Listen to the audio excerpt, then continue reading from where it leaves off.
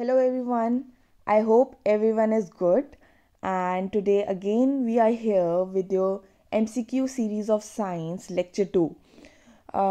Yesterday I hope no one has doubt about any question and I was just seeing कि मैंने देखा कि everyone is giving the answers. It was really good to see the comment boxes full of answers, full of marks even. सब ने अपने आप को score भी दिया हुआ है. So it was really very good to see that and the way everyone was communicating. So it was a good environment over there. बहुत अच्छी बात है. So I hope we are ready with your next day and next 20 set of questions today. Okay, so आज हम again 20 question discuss करेंगे. Set 1 में 10 होंगे, set 2 में 10 होंगे. आई होप सब ने अपनी कॉपीज बाहर निकाली हैं with your pens and everyone is ready to give the answers in the comment box as well and give them how many marks they got. Okay, so start करें. चलो, पहला question. A passenger in a moving train tosses a coin that falls behind him. It means the motion of the train is A. Uniform, B. Accelerated, C. Retarded, or D. Along circular tracks. You can pause the video and then you can answer it. You can take time and then we'll move on. So your answer is B. Accelerated. ठीक है. अब accelerated पहले जान लेते हैं होता क्या है. Accelerated होता है जब एक बॉडी को एक्सेलरेटेड कब कहा जाता है, जब स्पीड या डायरेक्शन चेंज होगी विद टाइम. ठीक है, जब एक बॉडी की स्पीड या डायरेक्शन चेंज होती है विद टाइम तो एक्सेलरेशन होता है, एक्सेलरेट होता है. तो हमने कहा कि मतलब ट्रेन एक्सेलरेट होगी, मतलब उसकी स्पीड या डायरेक्शन चेंज हो गया. क्यों हुआ, लेट्स सी दैट. अब हमने कहा कि जो ट्रेन है वो तो हॉरिजॉन्टली चल रही है, इसकी भी वेलोसिटी और कॉइन की भी वेलोसिटी सेम थी और ये एक पर्सन है. अब उसने कहा कि उसने कॉइन को टॉस किया तो कॉइन कहाँ गया, अपवर्ड. अब ट्रेन कैसे चल रही है, हॉरिजॉन्टली. ठीक है, इन दोनों की वेलोसिटी जो थी वो सेम थी जब तक जो कॉइन था वो पर्सन के हाथ में था और जब ट्रेन चल रही थी तब सेम थी. पर जैसे उसने टॉस किया उसकी वेलोसिटी कम हो गई इन द एयर. जब उसकी वेलोसिटी कम हुई, इन द मीन टाइम क्या हुआ, जो वेलोसिटी थी ट्रेन की वो इंक्रीज हो गई. ठीक है, इसलिए जो स्पीड है ट्रेन की वो एक्सेलरेट हो गई. ठीक है, और उसकी वजह से जैसे ही कॉइन नीचे आया वापस तो वो पीछे गिर गया. आई होप आई एम क्लियर. ठीक है, क्या है बेसिकली क्या हुआ, पहले दोनों की वेलोसिटी सेम थी ट्रेन और कॉइन की जब तक कॉइन हाथ में था पर्सन के. पर जैसे ही उसने ऊपर फेंका तो वेलोसिटी कम हो गई और ट्रेन की तो वो चल रही थी तो ट्रेन की जो वेलोसिटी है वो इंक्रीज होगी इन द मीन टाइम. जब उसकी आहिस्ता थी तो वो वैरी कर गया जिसकी वजह से वो एक्सेलरेट हो गई. Okay, so your correct answer is B, accelerated. Next question. Which of the following team first discovered the term ozone hole over the Antarctica? A. British, B. American team, C. Russian team और D. Australian team. कौन सी team थी जिसने सबसे पहले discover किया ozone hole Antarctica पे? Let's get with the answer.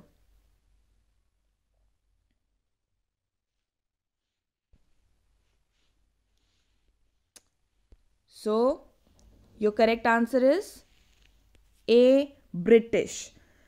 British Antarctic survey हुआ था. ठीक है, ब्रिटिश एंटार्क्टिक सर्वे हुआ था एंड उन्होंने देखा ओजोन होल क्या है. ओजोन होल होता है जो हमारी ओजोन लेयर है वो डिप्लीट हो रही थी, वो ख़त्म हो रही थी. ठीक है, उसकी डिप्लीशन हो रही थी एंटार्क्टिका में, फर्स्ट टाइम देखा गया था. ठीक है, एंड दिस वॉज ये अपेयर कब हुआ था, ये अपेयर हुआ था, एक जर्नल नेचर है, इन 1985. तो आपसे पूछा भी जा सकता है कि डिस्कवर तो हो गया, किसने किया, ब्रिटिश टीम में. कब किया, 1985 में. So you have to remember the date as well कि आपको देखो एक ही क्वेश्चन से दो चीज़ें पता चल गई। कब हुआ? 1985 में। आपसे ईयर भी पूछा जा सकता है। Okay, I hope I am clear. Let's move on to the third question. What chemical process do both aerobic and anaerobic respiration have in common? Aerobic और एनारोबिक रेस्पिरेशन में कौन सा केमिकल प्रोसेस कॉमन है? A citric acid, B oxaloacetic acid, C glycolysis और D succinic acid.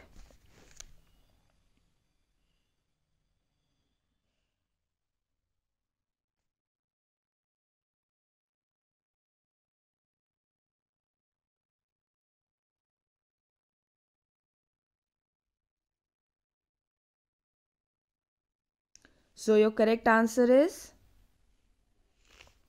C, glycolysis.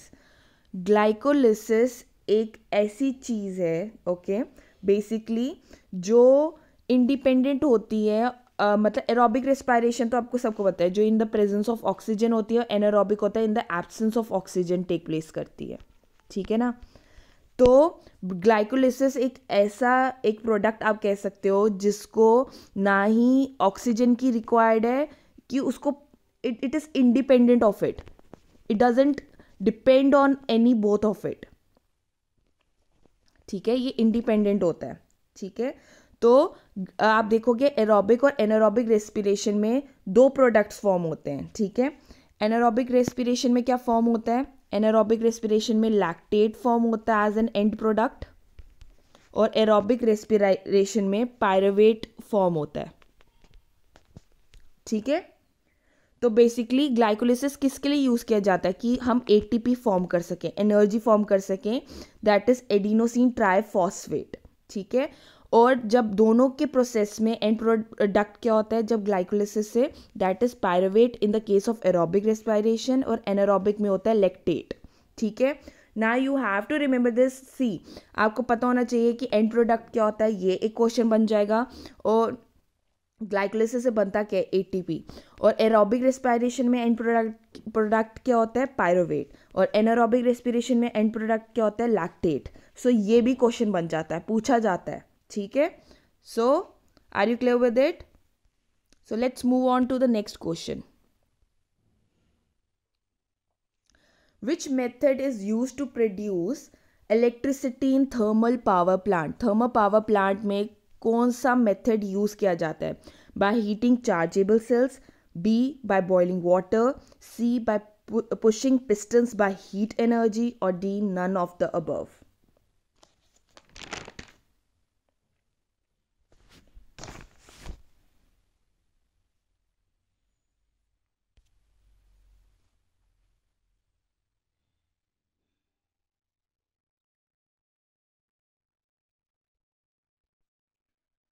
So the correct answer is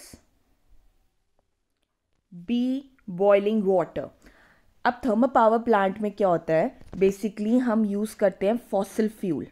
क्या use किया जाता है? फॉसिल फ्यूल किया जाता है, उसको हम बर्न करते हैं, ठीक है। अब इसको बर्न किया जाता है कि हम पानी को बॉईल कर सकें, ठीक है, in the boilers.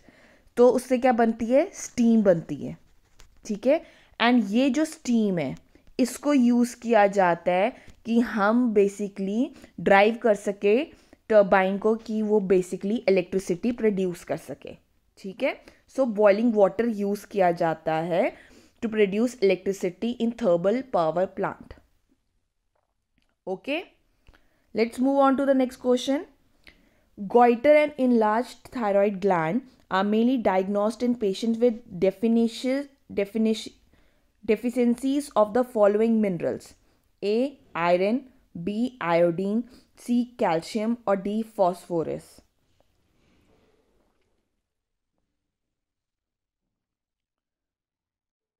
Please write your correct answer. बोल रहे हैं कि जो गॉइटर और इनलार्ज थायराइड ग्लैंड है वो कौन से पेशेंट में किसकी डेफिशिएंसी हो जाती है, कौन से मिनरल की डेफिशिएंसी से होता है गॉइटर और इनलार्ज थायराइड ग्लैंड? सो ये correct answer is B, iodine, ठीक है। तो बॉडी को बेसिकली आयोडीन चाहिए होता है कि वो थायराइड हार्मोन प्रोड्यूस कर सके, ठीक है। अदरवाइज क्या हो जाएगा, उसको कंपनसेट करने के लिए जो हमारा थायराइड ग्लैंड होता है वो इनलार्ज्ड हो जाता है। और ग्वाइटर केस में भी यही होता है कि आपका जो थायराइड ग्लैंड है वो इनलार्ज हो जाएगा कि वो आयोडीन की कमी को कंपनसेट कर सके। Okay, I hope I am clear. Let's move on to the next question. For immediate energy production in cells one should take, सबसे ज़्यादा इमीडिएट एनर्जी कहाँ से हमें मिल सकती है? ए ग्लूकोज से, बी प्रोटीन, सी वाइटामिन्स और डी सुक्रोज।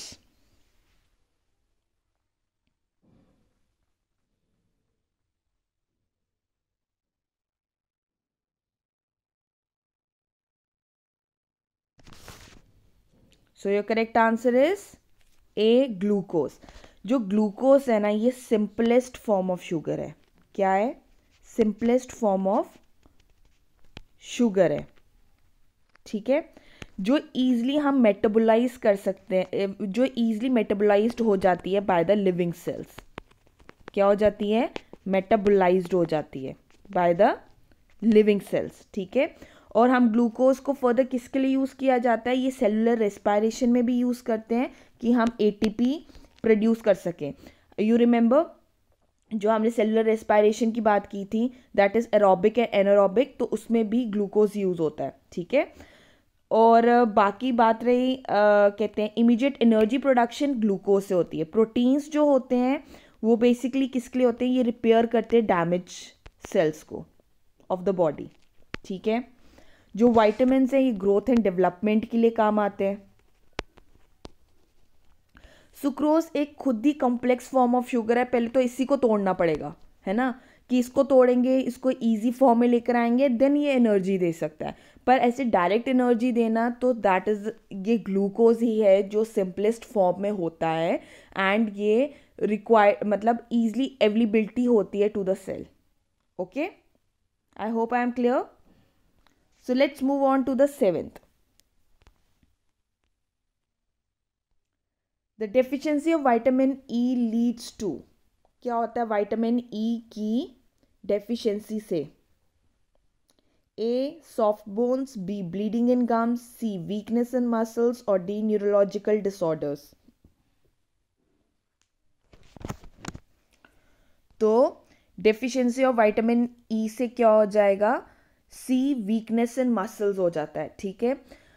अब विटामिन ई में और भी आपको पता होना चाहिए इसमें क्या हो सकता है और, ठीक है। वॉकिंग में डिफ़िकल्टी होगी जब विटामिन ई की कमी होगी, ठीक है। नेक्स्ट, इम्पेयर्ड रिफ्लेक्सेस हो जाते हैं, ठीक है। एंड एनीमिया देखा जाता है प्रीमेच्योर इन्फेंट में, ठीक है। तो deficiency of vitamin E leads to weakness in muscles. C is the correct answer. Okay, let's move on to the next question.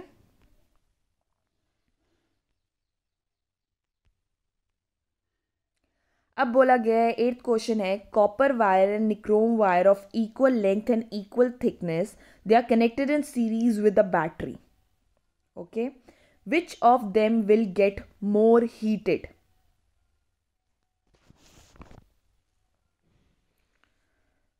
A nichrome, B copper, C equally heated or D insufficient data to reply, or you can say none of the above.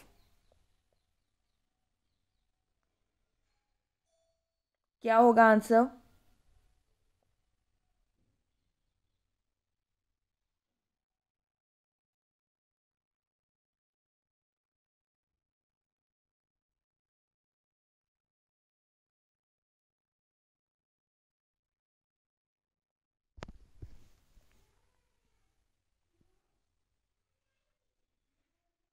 ठीक है, so your correct answer is A nichrome.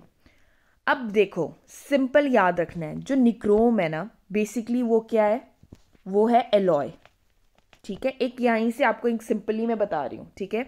Nichrome alloy है, जबकि जो copper है ना, copper क्या है? एक मेटल है,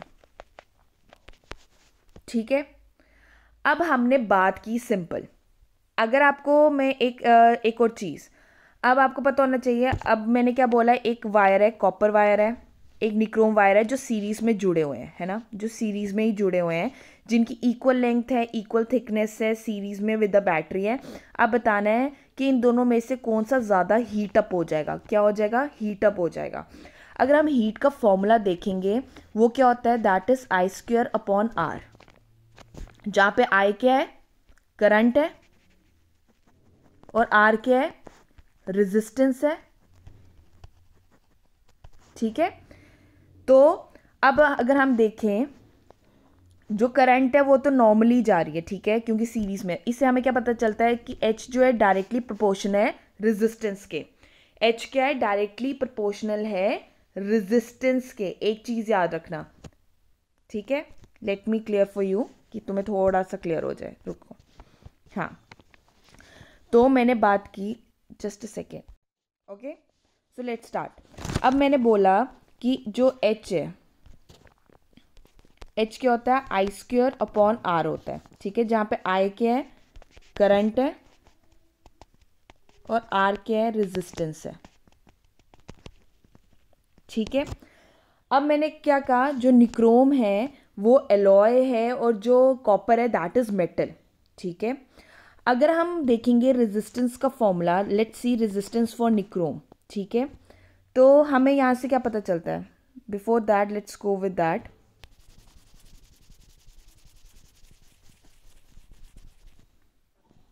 अब जो H है that is directly proportional to resistance. एक ये याद रख लो, यहाँ से क्या पता चला कि जो हीट है डायरेक्टली प्रोपोर्शनल है रेजिस्टेंस के, मतलब जितनी ज़्यादा हीट होगी उतना ज़्यादा रेजिस्टेंस होगा, या जितनी ज़्यादा रेजिस्टेंस होगी उतनी ज़्यादा हीट प्रोड्यूस होगी। सिंपल सी बात, ठीक है। अब हम बात करेंगे रेजिस्टेंस की। जो रेजिस्टेंस है निक्रोम की, वो क्या होता है, rho into length upon area होता है ना। अब हमें बोला गया लेंथ और एरिया जो है कांस्टेंट है। Same goes for the resistance of copper. तो कॉपर की रेजिस्टेंस क्या है, rho into L upon A। अब लेंथ और एरिया इसमें भी कांस्टेंट है, तो इससे क्या पता चलता है, जो निक्रोम की रेजिस्टेंस है वो डायरेक्टली प्रोपोर्शनल है रेजिस्टिविटी के, और जो रेजिस्टेंस है कॉपर की वो डायरेक्टली प्रोपोर्शनल है रेजिस्टिविटी ऑफ द कॉपर के। ठीक है।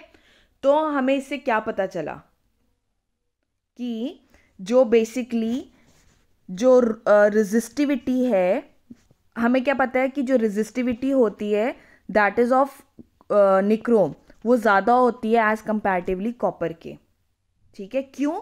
क्योंकि जो निक्रोम है वो एलॉय है, और बीइंग अ कॉपर, अगर आप रेजिस्टिविटी उनकी चेक करोगे तो निक्रोम की ज़्यादा होती है। हमने क्या कहा, अब अगर निक्रोम की रेजिस्टिविटी ज़्यादा है कंपैरेटिवली टू कॉपर, तो उसकी रेजिस्टेंस भी ज़्यादा होगी, मतलब रेजिस्टेंस जो निक्रोम की है वो ज़्यादा है। अगर रेजिस्टेंस निक्रोम की ज़्यादा है, तो हमने क्या बोला था, रेजिस्टेंस डायरेक्टली प्रोपोर्शनल है हीट प्रोड्यूस के, मतलब जितनी ज़्यादा रेजिस्टेंस उतनी ज़्यादा हीट। तो इट मीन्स अगर निक्रोम की रेजिस्टेंस ज़्यादा है तो मतलब हीट भी वो ज़्यादा प्रोड्यूस करेगा। ठीक है। So this is the explanation. So your correct answer is B, nichrome. अगर सिंपल लैंग्वेज में याद रखना, सॉरी, ए निक्रोम। अगर सिंपल लैंग्वेज में करना हो, क्योंकि निक्रोम जो है एलॉय है और कॉपर वायर जो है दैट इज़ अ मेटल। ठीक है। तो हमेशा जो एलॉय की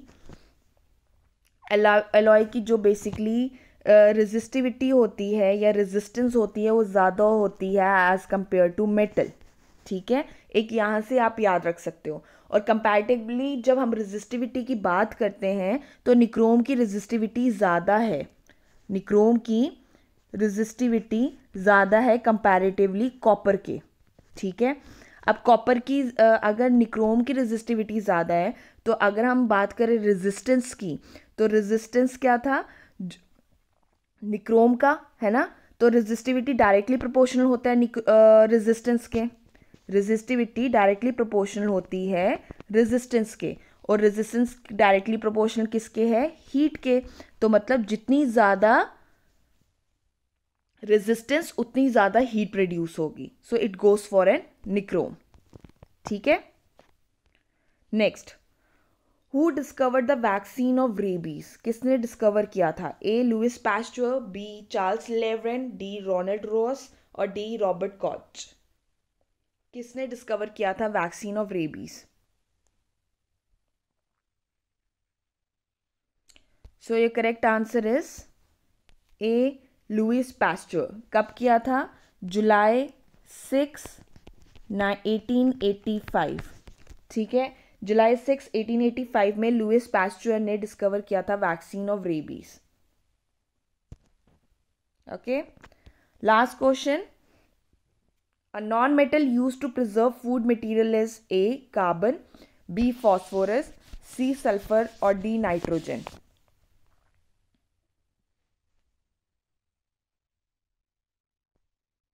सो your correct answer is D nitrogen. ठीक है, अब जो नाइट्रोजन होती है ये अनरिएक्टिव गैस होती है। क्या है? ये बेसिकली एक अनरिएक्टिव गैस है।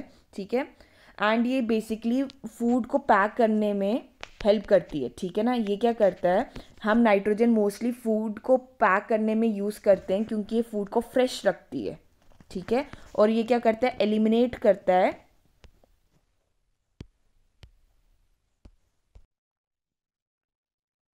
और ये क्या करता है, बेसिकली ये एलिमिनेट करता है बैक्टीरियल ग्रोथ को।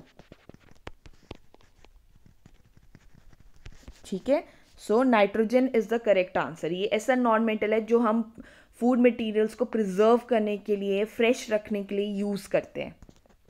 ओके, आई होप सबने अपने आप को मार्क्स दे दिए हैं आउट ऑफ 10 और सबके ऑलमोस्ट क्लियर भी होंगे। कोई भी डाउट है, we are going to discuss in the next lecture, don't worry. Okay, so let's move on to the set 2. Okay, now let's start with your set 2. First question. The physical quantity that has both magnitude and direction is known as A vectors, B scalars, C both an A and B or neither of them.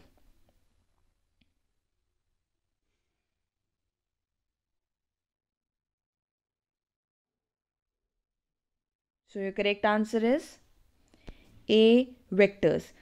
जिस physical quantity में जिसमें magnitude और direction मतलब size और direction दोनों होते हैं उनको वेक्टर्स कहा जाता है, जबकि इन केस ऑफ स्केलर्स क्या होता है, सिर्फ मैग्नीट्यूड होता है।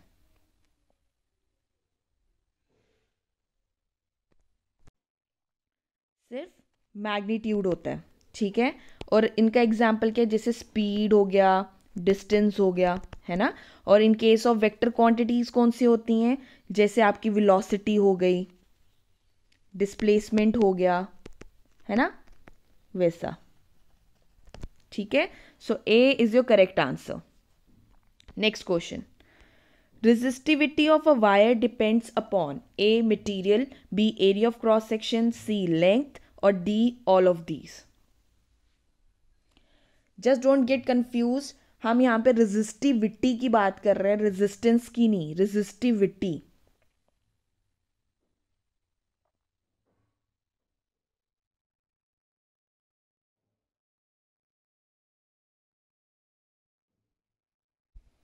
हमने अभी भी डिस्कस किया था वैसे। Okay, so your correct answer is a material. ठीक है, बेसिकली रेजिस्टिविटी क्या होता है, एक स्पेसिफिक रेजिस्टेंस होती है। ठीक है ना, अगर हम रेजिस्टेंस का फॉर्मूला देखेंगे that is rho into length upon area होता है। ठीक है, जहाँ पे L is for length, A is for area of cross section. यहाँ पे क्या होता है, R is directly proportional to rho. ठीक है, ये तो आपको पता चल गया, ये इक्वल होता है, जितनी रेजिस्टेंस होगा उतनी ही रेजिस्टिविटी होगी, दैट्स इट। ठीक है, तो बेसिकली कहा जाता है कि जो रेजिस्टिविटी है, जो प्रॉपर्टी रेजिस्टिविटी के, it's a property of a material जो मेजर करती है इलेक्ट्रिकल रेजिस्टेंस को। रेजिस्टिविटी क्या देखती है, इलेक्ट्रिकल रेजिस्टेंस देखती है मटेरियल की, कोई भी मटेरियल हो, कॉपर मटेरियल हो, कोई भी मटेरियल हो, उसकी रेजिस्टेंस देखती है। ठीक है, तो बेसिकली ये जो रेजिस्टिविटी होती है वायर की, वो डिपेंड करती है मटेरियल पे। ठीक है, not on area of cross section और लेंथ। ठीक है, एंड ये जो होता है रेजिस्टिविटी इंडिपेंडेंट होती है शेप और साइज ऑफ द बॉडी और लेंथ और एरिया। ठीक है, मतलब ये लेंथ और एरिया पे डिपेंड नहीं करता, It doesn't depend on length and area. It only depends upon the कि material, ये बेसिकली इसका काम ही है, रेजिस्टिविटी का काम है कि उसने एक मटेरियल की क्या मेजरमेंट करनी है, इलेक्ट्रिकल रेजिस्टेंस, दैट्स इट, और कुछ नहीं. ठीक है, so A is the correct answer. The compound used in prickly heat powder to prevent excessive sweating is A. Phosphoric acid, B. Carbonic acid, C. Boric acid और D. Sulfonic acid. जो heat powder में basically excessive sweating को use किया जाता है वो कौन सा कंपाउंड है? Your correct answer is C, boric acid. अब बोरिक एसिड को हम हाइड्रोजन बोरेट भी कहते हैं. क्या कहते हैं? Hydrogen borate. ठीक है, ये दूसरा नाम है बोरिक एसिड का, पता होना चाहिए. अब हम इसको और कहाँ कहाँ यूज़ करते हैं? हम इसको एज एन एंटीसेप्टिक भी यूज़ किया जाता है. You should know the properties. ज़रूरी नहीं है यही आएगा कि prickly heat powder excessive sweating के लिए कौन सा यूज़ किया जाता है. ठीक है, तो ये पता होना चाहिए. तो एज एन एंटीसेप्टिक भी यूज़ किया जाता है, एक्ने ट्रीटमेंट के लिए भी यूज़ करते हैं इसको. So this is an answer. Okay, let's move on to the next question. What happens when a pellet of sodium is dropped in water? क्या होता है जब हम एक सोडियम पेलेट को पानी में इंट्रोड्यूस करते हैं? A, it catches fire and forms oxide. B, it absorbs heat and form oxide. D, it catches fire and forms hydroxide. और D, it absorbs heat and forms hydroxide. Please tell you correct answer.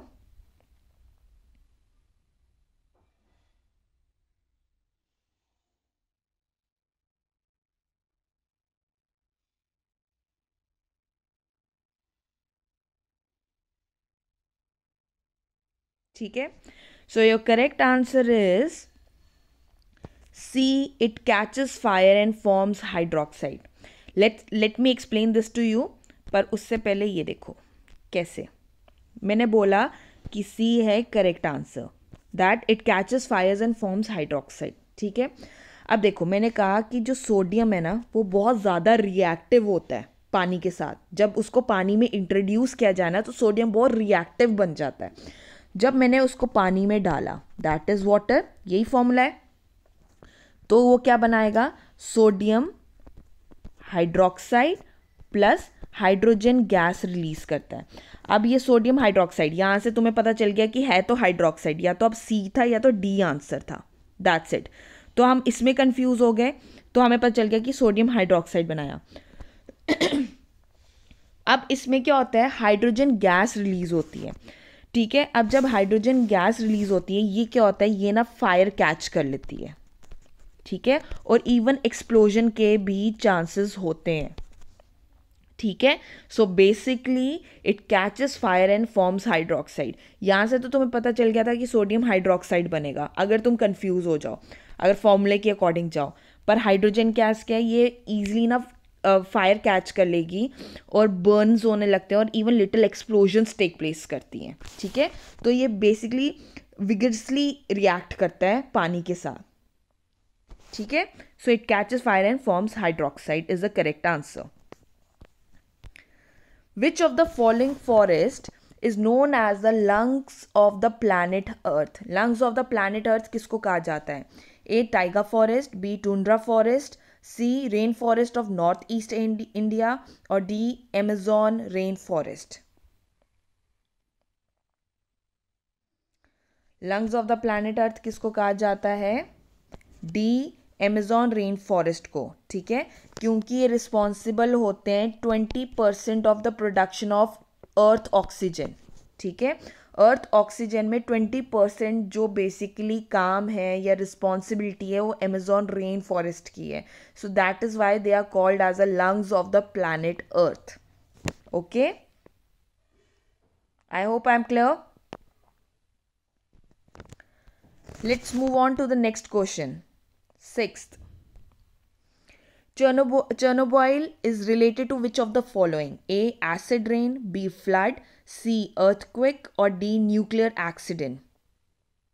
Chernobyl is related to which of the following?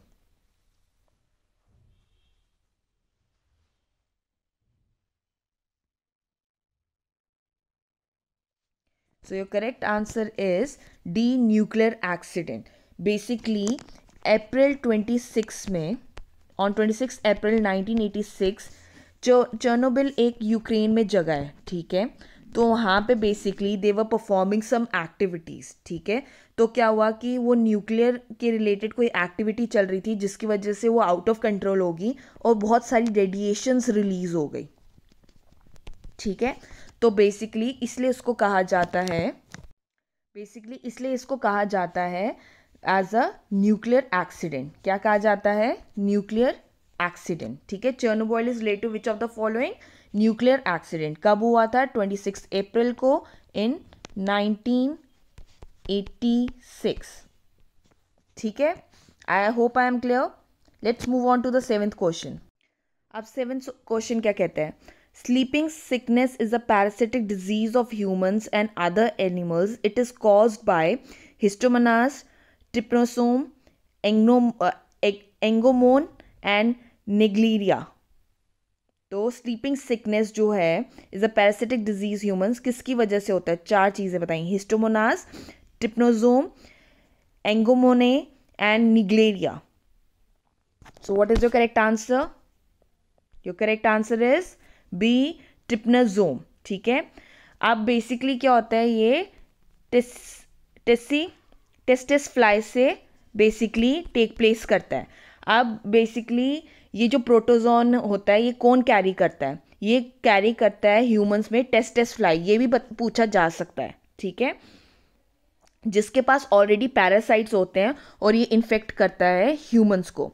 तो basically क्या होगा? अगर पूछे कि sleeping sickness किसकी वजह से होता है, तो टेस्टिस फ्लाई होती है जो कैरी करता है इस मतलब बेसिकली प्रोटोजोन को और बेसिकली ह्यूमंस में इंजेक्ट कर देगा, तो वो टेस्टिस फ्लाई है। And your correct answer is B, ट्रिप्नोसोम।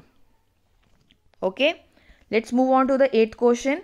Which of the following is caused by deficiency of thiamine? That is A. Pellagra, B. beriberi, C. osteomalacia or D. stomatitis. ठीक है, so ये correct answer is B, beriberi, ठीक है। अब beriberi तुम्हें पता है deficiency of किसकी वजह से होता है? विटामिन B1 जो थाइमीन ही है। इसमें से आपको इवन ब्रेन नर्व एबनॉर्मलिटीज भी कॉज होती हैं because of the deficiency of thiamine, ठीक है, and even heart. Okay, let's move on to the 9th question. Calamine is an ore of, calamine किसका ओर है? टिन, मैग्नीशियम, जिंक और copper का।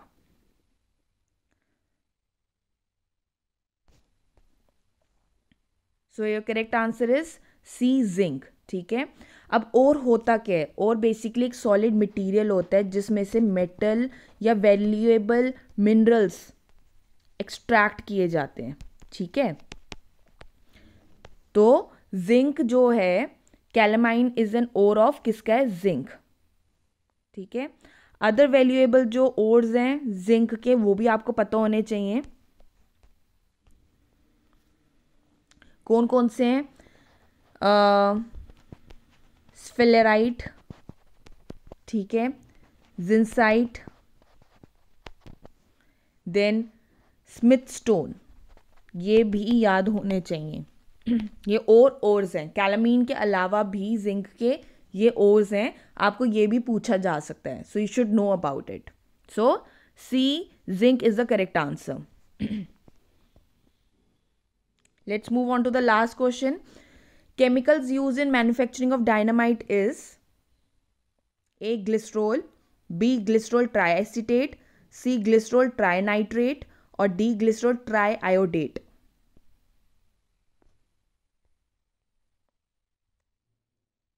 So your correct answer is C. Glycerol trinitrate. इसका दूसरा नाम नाइट्रोग्लाइसरीन भी है और ये बहुत ज़्यादा इम्पॉर्टेंट माना जाता है in the formation of an dynamite, ठीक है। And it is responsible for powerful explosion as well. तो ग्लिसरॉल ट्राई नाइट्रेट, जिसको नाइट्रोग्लाइसरीन भी कहा जाता है, वो डायनामाइट की मैन्युफैक्चरिंग में यूज़ होता है. सो हमें ये भी क्वेश्चन आ सकता है कि नाइट्रोग्लाइसरीन भी ऑप्शन में हो सकता है. So don't get confused. Okay, so by this we have completed all the 20 questions we have discussed. हमने almost 20 न्यू MCQs डिस्कस किए हैं आज. आई होप अगर आपको कोई भी प्रॉब्लम है प्लीज़ कमेंट बॉक्स में छोड़ दो. We will discuss it tomorrow firstly and then will move on to the next 20 questions. just stick with it, you will learn more only in less time. Okay, this is my promise. और बाकी अगर कोई issue है you can discuss in the comment box. And I hope सबने अपने आप को score दे दिया होगा और सबने अच्छा ही स्कोर किया होगा. I am sure about it. ठीक है, so have a nice day, take care.